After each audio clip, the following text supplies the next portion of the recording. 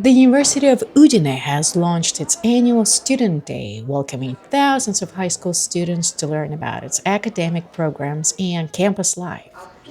Regional Councillor Alessia Berzolan said the event also highlights how Friuli Venezia Giulia supports students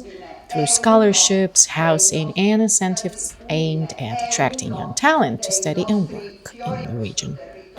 Lo Student Day all'Università di Udine è l'occasione per raccontare che cosa la Regione Friuli Venezia Giulia fa a supporto del sistema universitario, ma soprattutto che cosa fa a supporto dei giovani che scelgono di vivere, lavorare, ma soprattutto studiare in Friuli Venezia Giulia. Lo facciamo in maniera trasversale, utilizzando ovviamente i nostri centri per l'orientamento, mettendo a disposizione gli spazi informativi, ma lo facciamo soprattutto garantendo quel diritto allo studio che ci rende eccellenza a livello nazionale per garanzia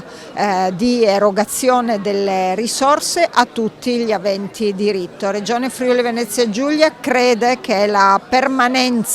e l'attrazione dei giovani all'interno del nostro territorio sia fondamentale per garantire alla nostra regione il suo futuro.